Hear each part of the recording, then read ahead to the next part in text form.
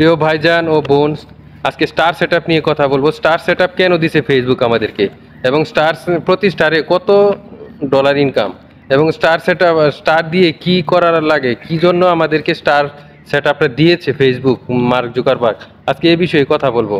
আমরা আসলে স্টার নিয়ে যা করতেছি, আসলে ফেসবুক আমাদেরকে এই জন্য স্টার দেয় নাই, কেবল বাংলাদেশেই এরকম ছোটলোকি করা হচ্ছে যে স্টার নিয়ে, কিন্তু অন্যান্য দেশে আসলে স্টার দেওয়া নেওয়া ফলোয়ার বাড়ানোর জন্য বা ভিউ বাড়ানোর জন্য স্টার ব্যবহার করে না।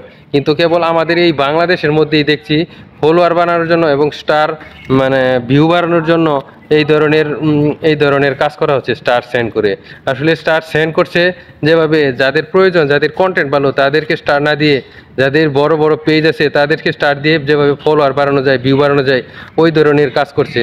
এবং আর যারা আমরা নতুনরা আছি, ছোটরা আছি, তারা একটা একটা স্টার পেয়ে ডলার শো করার সাথে সাথে তারাও পাগল হয়ে যাচ্ছে, স্টার ভিক্ষার মতো চাইতেছে যে আমাকে স্টার দিন, আমার উইকলি চ্যালেঞ্জ চলে গেল, আমার এই করতে হবে, সেই করতে হবে, আমার সর্বনাশ হয়ে যাচ্ছে, আমাকে বাঁচান, এরকম ভাবে ভিক্ষা করছে। আসলে এরকম করা উচিত না। ফেসবুক একমাত্র মার্ক জুকারবার্গ দিয়েছে উৎসাহ দেওয়ার জন্য নতুনদেরকে, অথবা যাদের ভালো কন্টেন্ট পোস্ট করেছে সেখানে দিয়ে উৎসাহ দেওয়ার জন্য।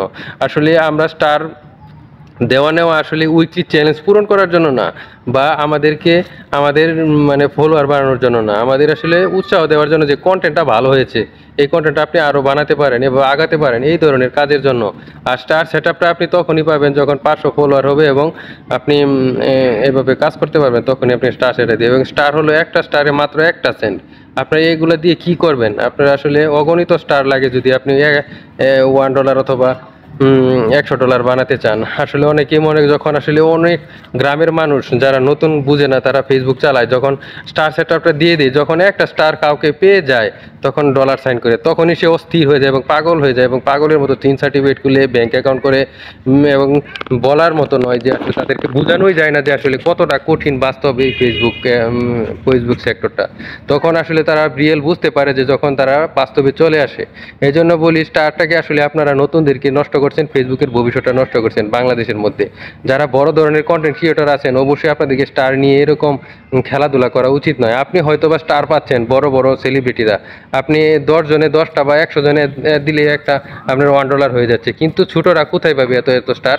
তারা তো আপনাদেরকে এইভাবে দেখে শিখতেছে। প্লিজ, আর নতুনদের উদ্দেশ্য বলছি, আপনারা অবশ্যই এরকম চেয়ে কখনো স্টার নেবেন না, এবং এইভাবে স্টার দিয়েও কোনো লাভ হয় না, বরং আপনার আবেগটা এবং আপনার উদ্দেশ্যটাকে নষ্ট করে দিচ্ছে এই স্টার। সেজন্য আপনারা নিজস্ব কন্টেন্ট ছাড়ুন এবং কাজ করে যেতে থাকুন। আপনাকে স্টার দিয়ে আপনি কয় ডলার ইনকাম করবেন? আপনাকে নিজস্ব কন্টেন্ট ছেড়ে বিজ্ঞাপন দিয়ে, অ্যাডস অন রিলস এবং ইনস্ট্রিম অ্যাডস দিয়ে আপনাকে ইনকাম করতে হবে। এটা মাস্ট বি।